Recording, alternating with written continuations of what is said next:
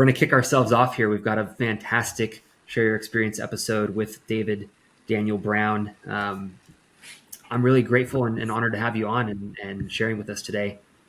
David is an earth guardian, a wisdom keeper. Has studied extensively with the Shipibo in South America and the Lakota tribes in North America, and is a amazing song carrier, amazing talented musician, and a close dear relative of myself and Reality Sandwich family. So welcome to the Share Your Experience series, David. Thank you, Matt. I'm so grateful to know you. I'm grateful to call you my brother, and just inspired by your work with Reality Sandwich, and inspired since like 2011 or 2012, a long time ago. When I was like, 21 or 20 years old, I was being inspired by Reality Sandwich. And after meeting you several years ago and learning of the new path of Reality Sandwich and just formalizing amazing relations with you, I'm really stoked with everything you have going on with Reality Sandwich. And I'm just super grateful for our alliance and friendship and brotherhood. And thank you for that amazing introduction. And I am so grateful that you've been making these playlists and supporting other artists in our community, Tete and Tony and Xenia, among others. And this album has been held close to my heart for a long time. And I had it's been done for a long time too. And in fact, the fact that it took till now to release was actually something I was a little bit self-critical about for a little while. And however, I also am now in like deep trust. All these things had to align for the right distribution company, the right label, the right art. I had a vision for how I wanted to present this first piece of work, in as legitimate and authentic and professional and all the different things as I could. And I feel like I've done the best that I can, and I'm pretty stoked on it. And the feedback has been amazing.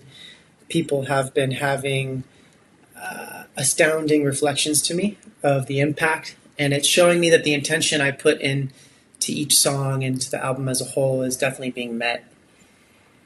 So I'm pretty stoked. That's incredible, man. Congrats. Yes. Let's so we'll dive into some of the nitty gritty with just kind of the album, and where I'd like to start is just kind of take us along the journey, and the Share Your Experience, kind of format and platform here. If you want to even just kind of lead in and start with, and again, it's super fluid and flexible, but I would say an impactful, experience, and could be with any plant medicines or psychedelics or anything that kind of led you onto this journey, and then we can kind of let that spiral into the inspiration behind the album and everything that you've been doing. I love it. Thank you. Yeah. Well, where to begin?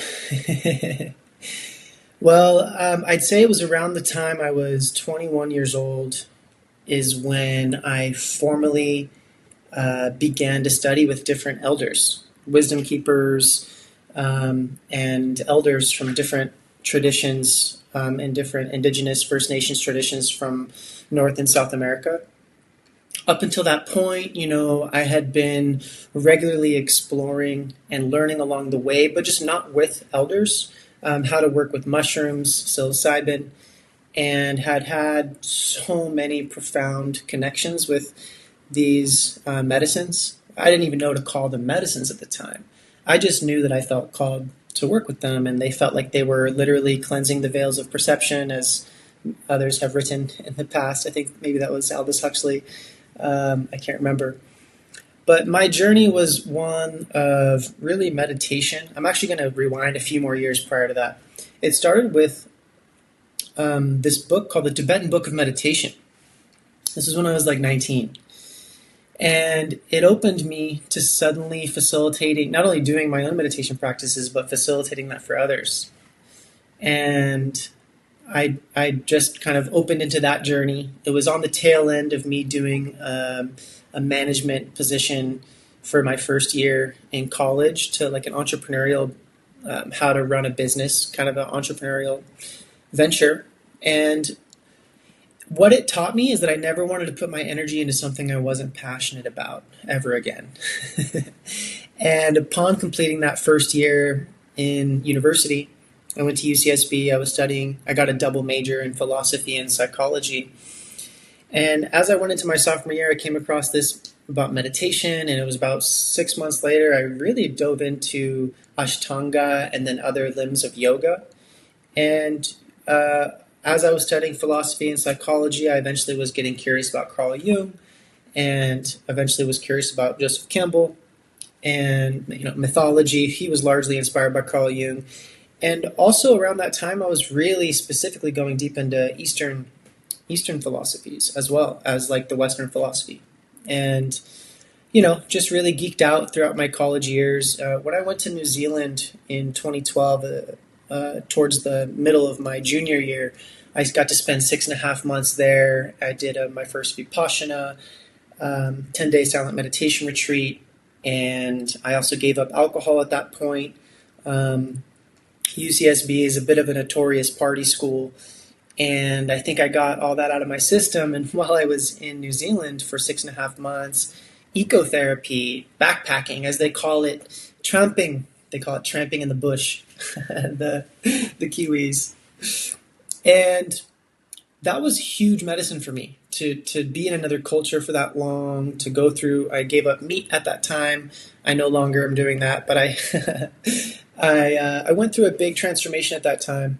And upon my return, I was offered opportunity. Upon my return to the States, I ended up manifesting opportunities to actually encounter various elders and wisdom keepers that over the last 13 years, that just has become that became the new timeline for me to step into.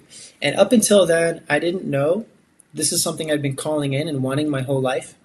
But I feel like, for a lot in our generation, since the whole war on drugs, the process has been just say no, like just say no to drugs, and everything's drugs, even these sacred master plant medicines that have hundreds, potentially thousands of years of traditional ritual usage to benefit the health and wellness and vitality of mind, body, spirit, whether for religious purposes, in connection with God, Creator, ancient, future, higher self, great mystery, the many names of God, however we relate with God.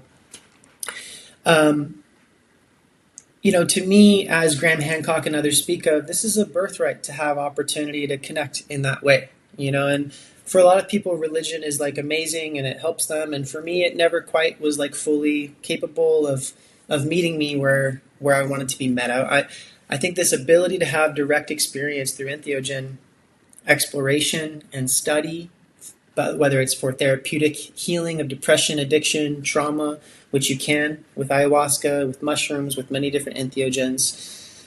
Some people call these psychedelics. I just know that name has a lot of negative connotations in maybe the mainstream perspective. Oh, it's just hallucinations, rather than like sacred, potentially life-changing visions. And capacity for self-reflection about areas that we need more compassion in our life, and areas that we can forgive, and how to unravel the knots in the psyche that we inherit from culture and education and family. And, it's a dense world that we're all born into. No matter how much financial privilege you have, everyone has some of those knots to unravel. And so when I started being introduced to a variety of traditions, including the ones you mentioned when you were giving me my introduction, from the Oglala Lakota Sioux, I got back from New Zealand, and I turned 21 in New Zealand, even though the legal drinking age is 18 there. So, I turned 21 there. It wasn't this whole thing. I told you I gave up alcohol, or maybe I didn't mention that, but I gave up alcohol while I was there. I come back, have all my friends, hey, let's go party, let's go to the bars. And I was like, no, I'm good. I'd rather go to these ceremonies that, sweat lodge, and eventually that led me to studying and going to Vision Quest. And that's a whole podcast topic right there, which just to say a word about it, it's called Amblecha in the Oglala Lakota Sioux language. It's 4 days of no food and no water. And that's not just unique to them. I mean, this is probably one of the most universal approaches. It doesn't even require an entheogenic plant medicine. It just requires a lot of preparation, and it requires a lot of other elements and sacred fire being tended to the whole time. But it's for you. It's for you to go and if our consciousness is like a surface of water, and we have so many inputs happening all the time, from our responsibilities to the grid, to the food, to the water, to the toxins. And so there's so many inputs, and it's like our surface of our consciousness is like it's a lot of ripples, and it can be hard to discern when intuition or higher self or God has something to say. It can be hard to even know when that is being communicated. So this analogy is really cool. I like it a lot because when you're in the vision quest, and it's one of the greatest forms of self-love, in my opinion. And for most people, they think of vision quest, oh, dry fasting, no food, no water for 4 days. That sounds intense. That sounds so hard. It sounds crazy. Or they've been told that that's not even possible. You can't survive for 4 days without water. Well, I've done it 4 times, and you certainly can. And what happens is when all of those other things are removed and you're just in silence, and you're surrounded by all of your tobacco prayer ties, which, using tobacco to pray is its foundational teaching and around right relationship with tobacco. There's so many teachings, and it's a lot to get into. But when you're in that container, all those other inputs are removed. And so when creator or God or a vision or a dream wants to say something, you're able to I hear it, I feel it, I see it, I resonate with it. And by day 3, day 4 of your vision quest, it's almost like you follow that droplet of inspiration to like the cloud. You could call it the unified field or the Akashic records, or like wherever that initial thing even comes from. And every time I've gone into and come out of Vision Quest, I've always felt like every single prayer and intention I had was met. And I felt renewed, I felt recalibrated, I felt humbled about how beautiful the medicine of water is, Mani Wachoni Wakan, sacred waters of life. So between my studies in some of these traditions from the north and some of my experiences going down and immersing in the traditions of South America and a variety of traditions and cultures, predominantly with the Shipibo tradition, working with ayahuasca, I have had a tremendous amount of connection and healing and guidance, and ultimately inspiration for even creating this album, Dreamdancer. And so, maybe you can help me get a little bit more specific on something you might want me to share about any of it, because I really could go anywhere in the path of what I could share about. Yeah. I would say, is there any, and it could, I mean, shoot, it could be a vision quest experience in and of itself, right? Anything that you found like pivotal in the trajectory and the direction of your journey.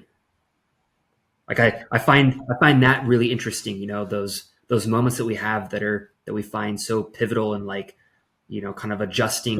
Could be, some people have a whole 180 turn, other people it's, I always say the 3 degrees to the left. If you find something that shifts you 3 degrees to the left 12 years down the road, you're in a way different place than you would have been. So just kind of curious if you have anything that comes to mind that's just that pivotal experience or moment.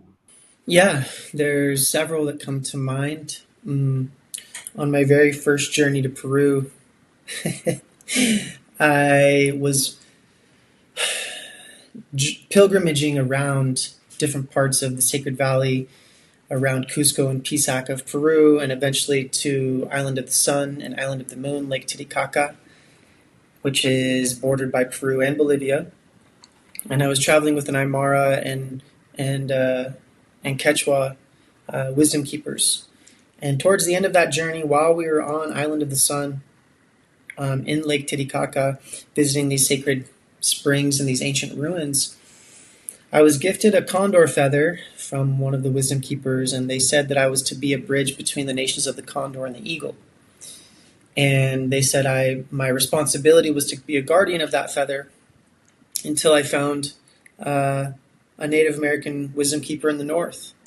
to then gift that feather to, with their consent, of course, to be a part of this exchanging of energies between North and South, between the nations of the condor and the eagle of North and South America. There's other connotations of that whole prophecy, which I'm also happy to talk about. But I eventually, like 5 months later, I was at what to me is one of the most pivotal gatherings I've ever been to. Adam Yellowbird organized it in 2015 in Sedona in April. And it was a gathering of like 100 wisdom keepers and elders from all corners of the world, from Africa, from Europe, from Russia, from Australia, from different parts of Asia, from the Americas, of course. And we were in council, and there was workshops, and there was teaching, and I was there doing a bunch of youth-oriented transformational facilitation, and there was an elder from the Haudenosaunee, also known as the Iroquois Nation, who I just really was inspired by.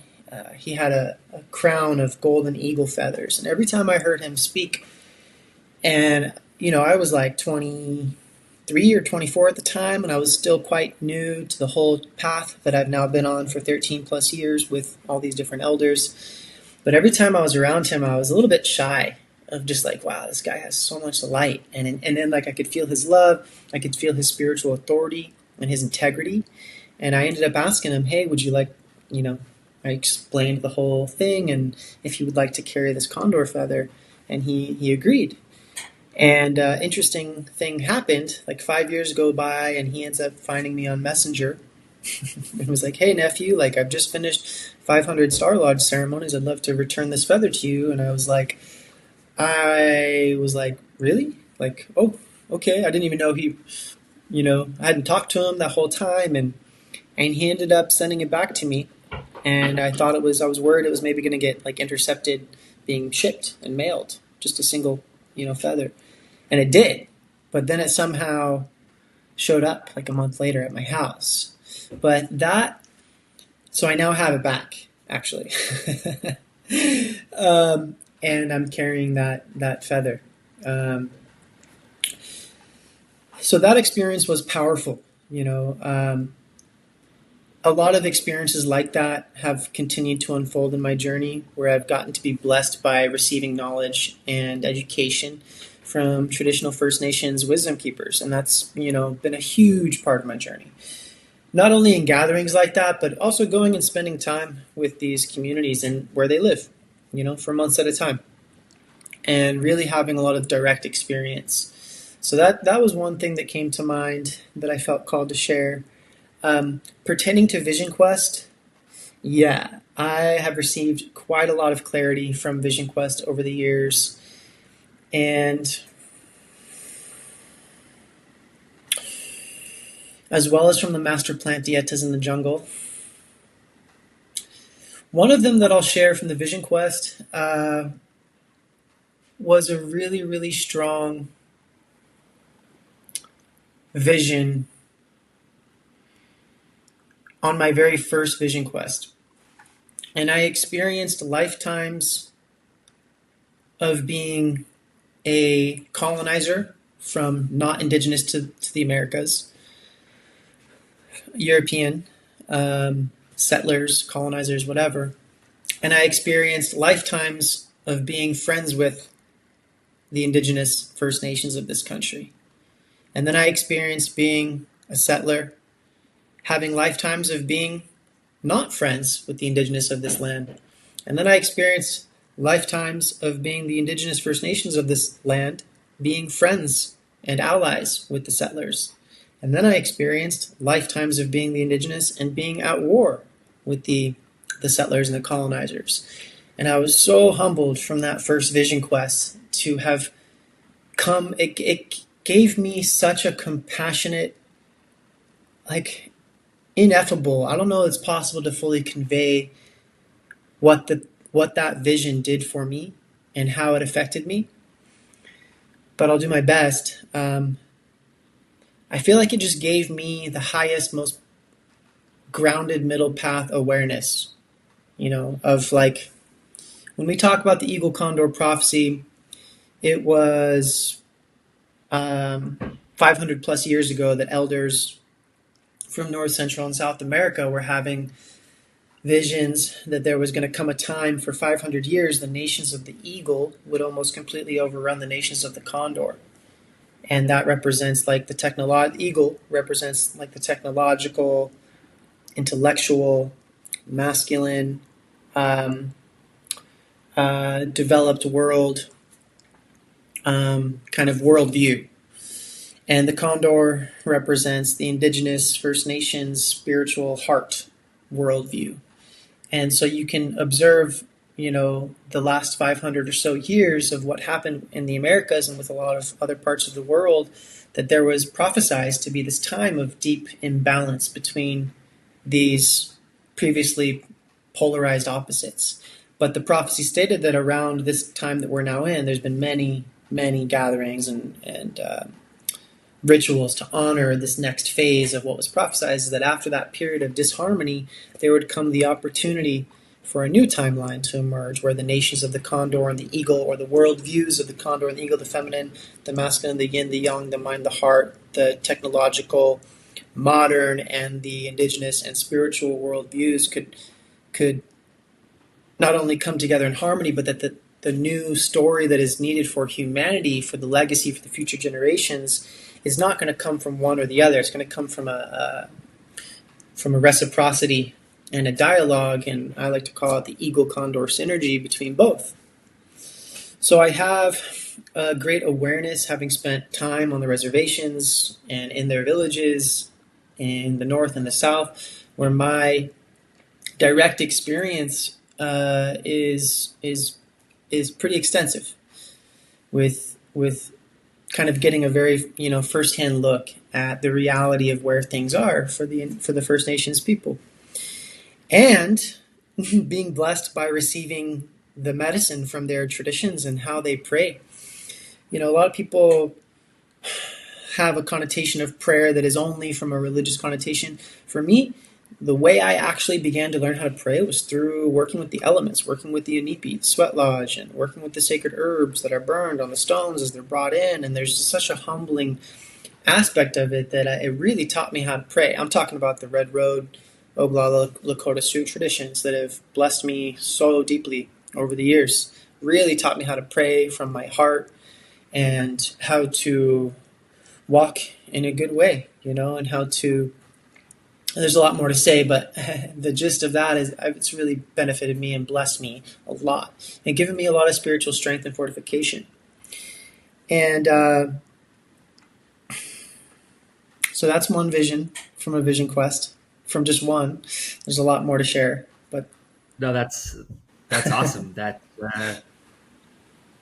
man, that's amazing. It does embody you and your personality quite well. Those stories. There's one part there, and I mean, as you said, like we'll do probably plenty more of these, and like could do a whole thing on the eagle condor and the synergy there. That is one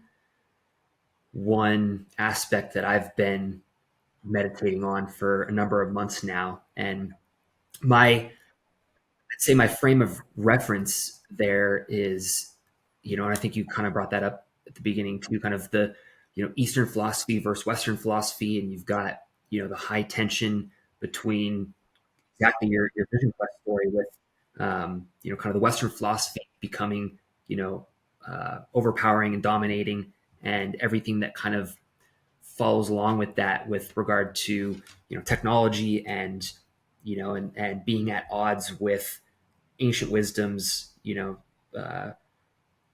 Eastern cultures, and almost kind of bundled in there is ecological mindfulness and preservation. And for me, I was at odds with, I think that's one thing that the plant medicines, like commonly will show us, right, is, will make us very much more ecologically aware and in tune with, just the amount of life that is teeming around us that we're not usually tapped into. But for me, it was always this frame of reference that it's one or the other, right? It's that, the Western thought, culture, technology is going to come in and, like the way that I think of it is, oh, we've got all these concrete jungles now that are, taking over taking over space and, physical space and, cultural space of, kind of the Eastern thoughts, cultures, wisdoms, etc., and have recently, I'd say, and some of it thanks to you as well, and some of your teachings and meditations and prayers that we've done together, but have felt like, felt this surrendering and understanding of like this is the natural evolution, and it's not one or the other. It is the synergy between the two that is coming together. And had an awesome conversation recently where we were kind of diving into some of those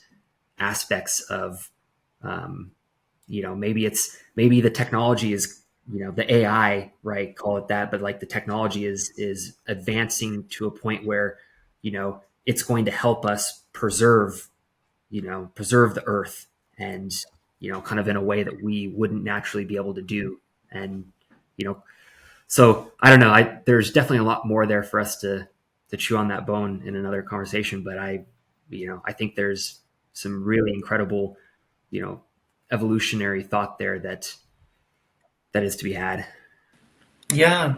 Well, you bring up AI, and of course, Hollywood over the years has painted many fears about what could happen with technology evolving. And I think there's a certain level of concern and a certain level of fear about what we will be capable of as we approach, quote unquote, the technological singularity, where we no longer have the ability to predict what will be possible to do and create with technology, where it starts to hit the exponential kind of curve. And I think it was my third Vision Quest, I had the same format of a dream, but it was like I spent lifetimes as a human, having healthy, benevolent, mutually beneficial relations with super intelligent, sentient AI. And then I had lifetimes as humans at war with not benevolent, super intelligent, and sentient AI. And then I had lifetimes as the AI with beneficial, mutually wonderful relations with humans. And then I had lifetimes as the AI having antagonistic relations with humans. So it was like the same format of a dream, like, several years later. But this was actually about that.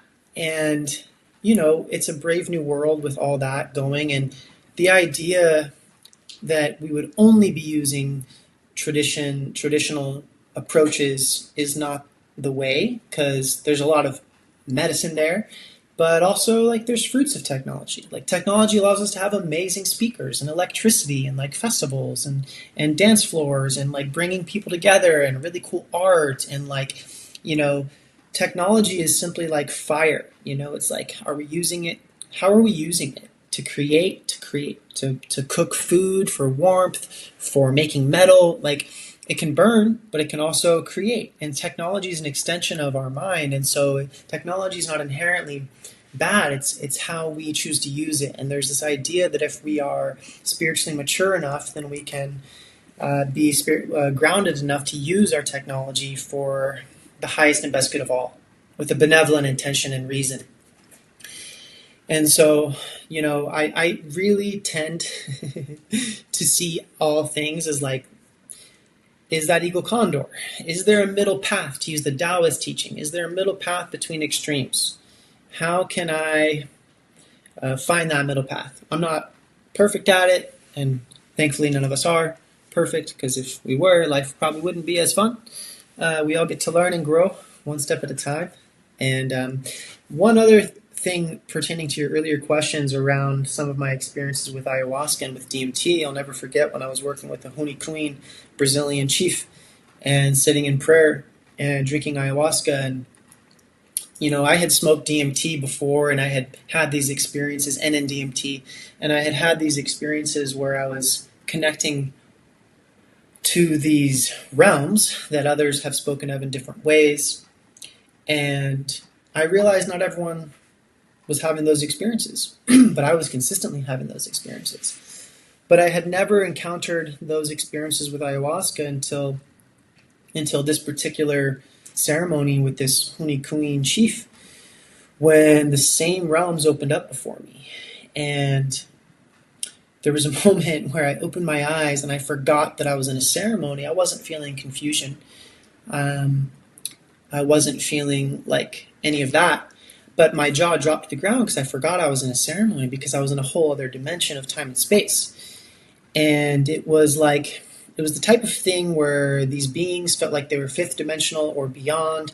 They were giving me knowledge transmission of how our realities are literally parallel and up against each other. And for them, they were showing me how they can just become aware of humans whenever they choose. And for us, it takes these experiences, whether it's a vision quest or an entheogen, many ways to move beyond our ordinary states of consciousness.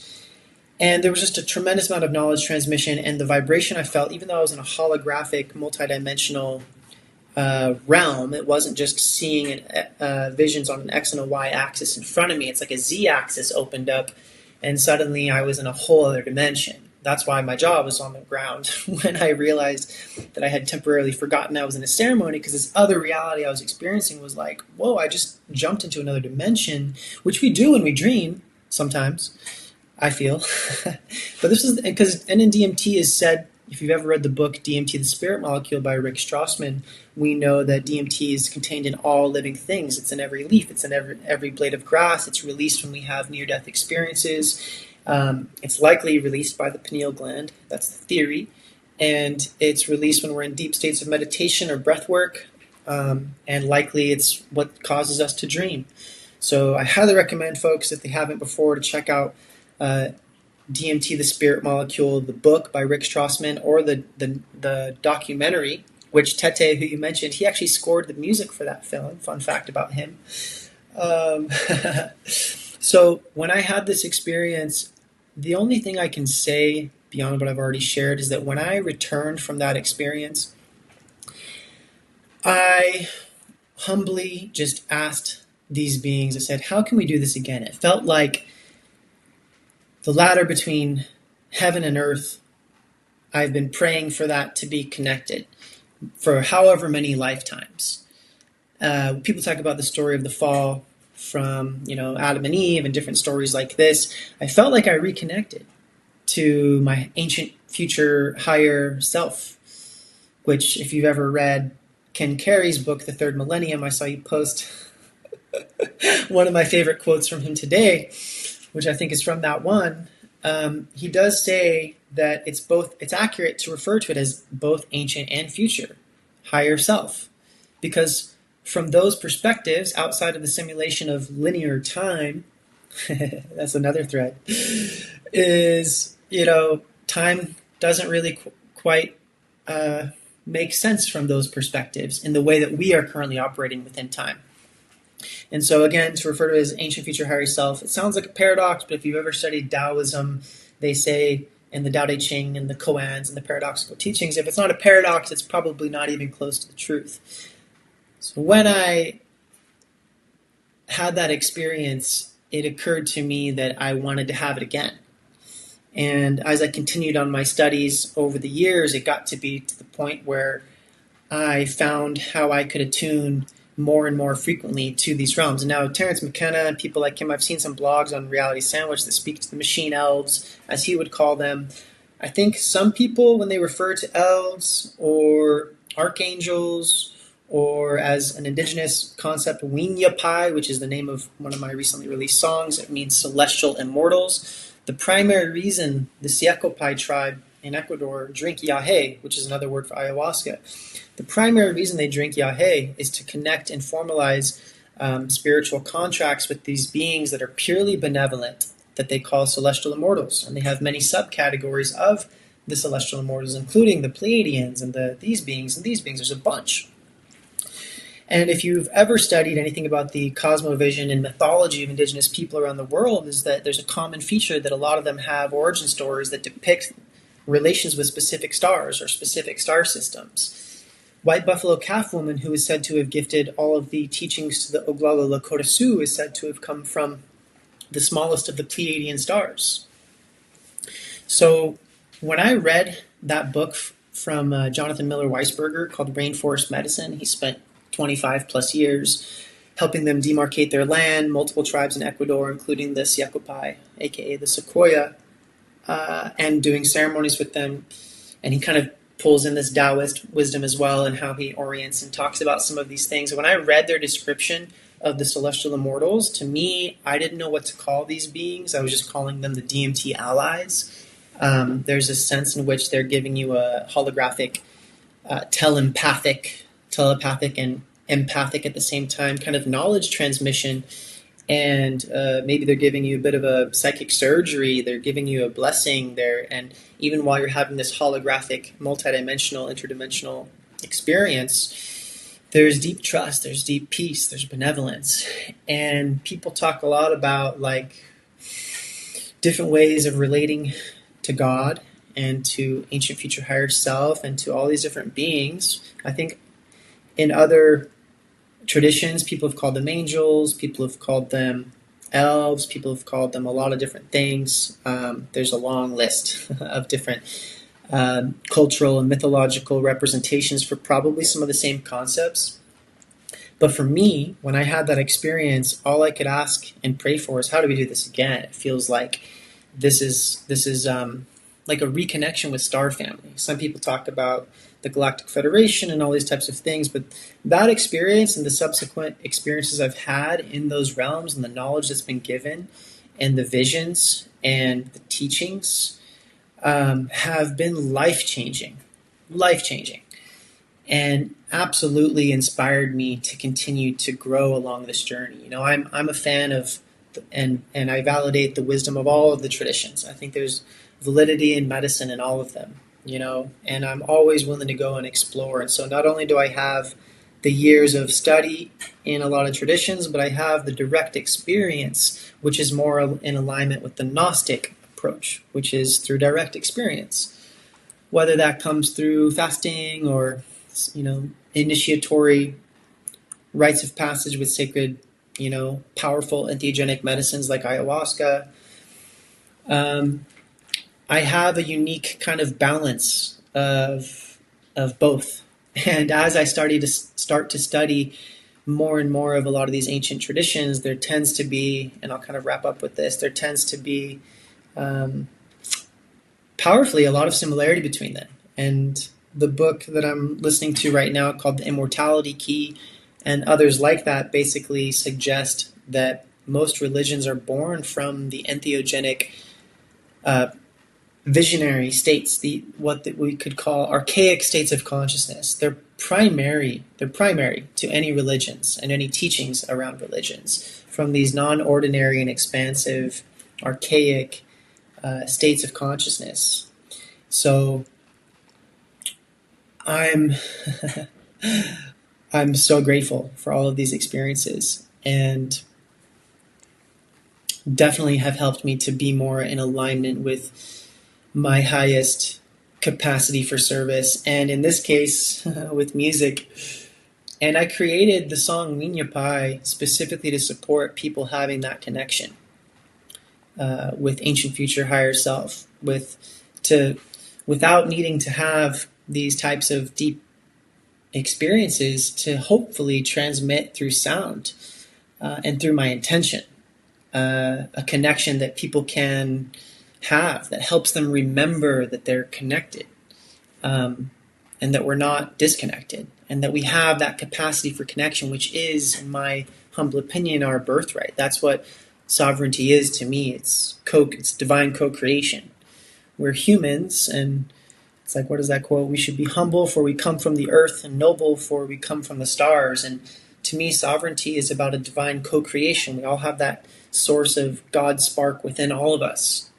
And learning how to tap into that takes a lot of cultivation and discipline, and, you know,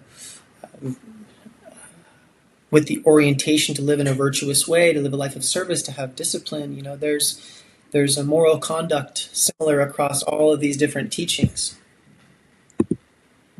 There's a moral conduct similar across all of these different teachings that I'd say by and large is pretty universal and similar across them all, and that if we're living in accordance with what other traditions would call universal law, um, or divine law, then perhaps we're more likely to step into that sovereignty.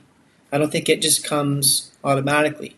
And I think humanity is going through a bit of a midwifing process through everything we're observing and experiencing right now on the planet. I think that the opportunities for all of us to be upgrading and going through this collective rite of passage into a higher level of responsibility, which is necessary for our to be sovereign co-creators.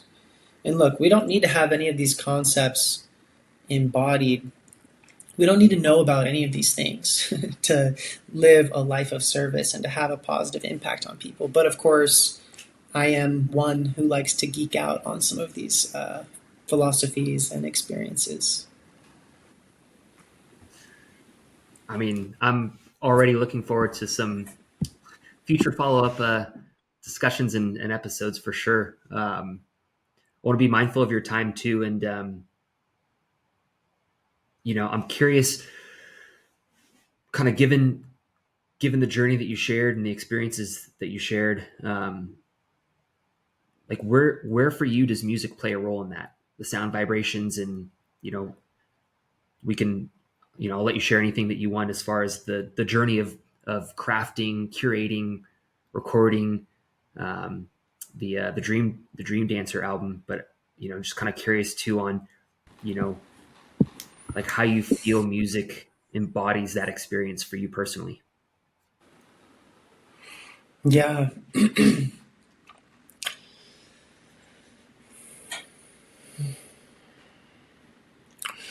Well, it was during a master plan. It was during my very first master plantieta, 2016, 2017, that I received a vision of seeing myself as an artist, which I hadn't yet considered.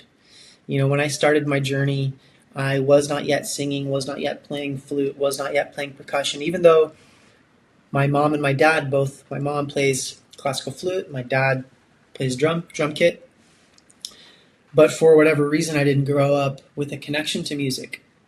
Um, so it came to me when I was like, in my early 20s is when I started, the one step at a time process. And I had a deep prayer to be able to sing.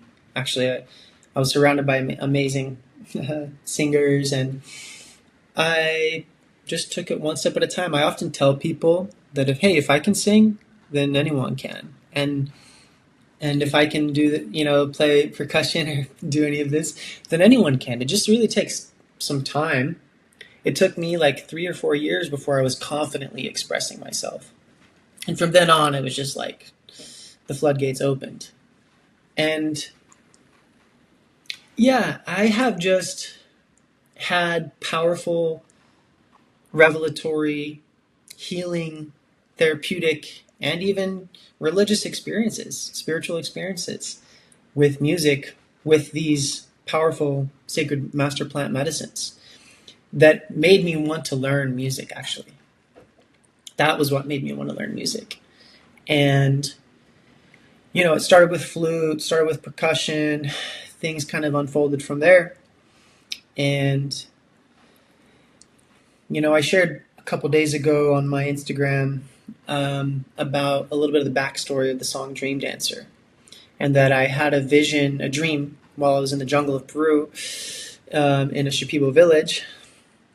I had a dream that my producer sent me the near final version of one of the tracks, and I was so proud of it, and I was so stoked. And this was before we started recording it.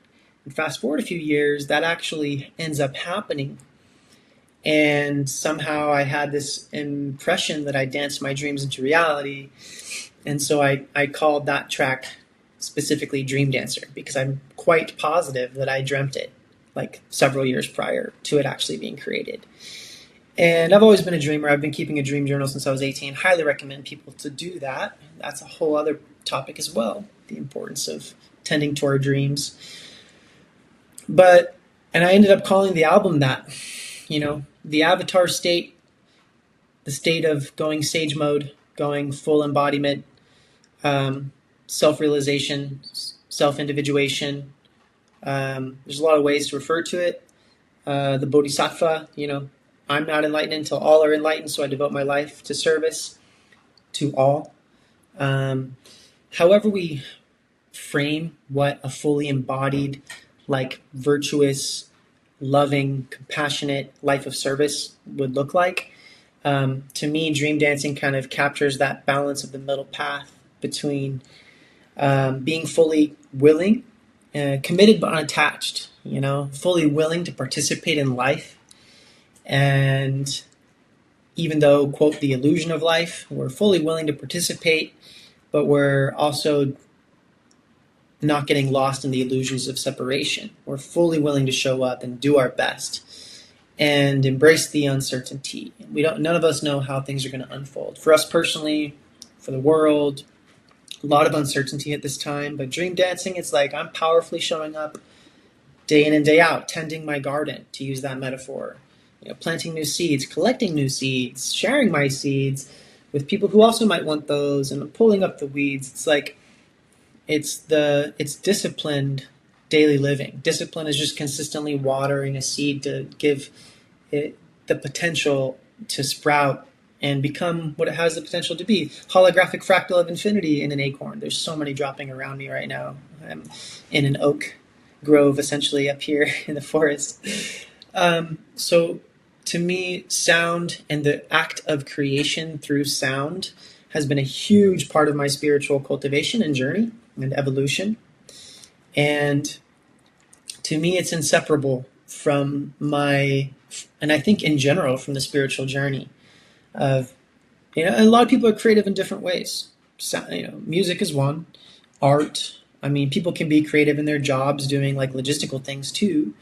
And to me, it's like left brain, right brain, eagle, condor. It's like I like to have as much of a well-rounded, holistic template as I possibly can for life. And music has been a godsend, to use a funny pun here. And so with this album and, songs like Ascension, yeah, I've worked with a lot of different flute masters and percussion masters over the years. Ascension, that one was inspired by playing with my mom. She was playing the classical flute, and I was playing that Rav hand pan.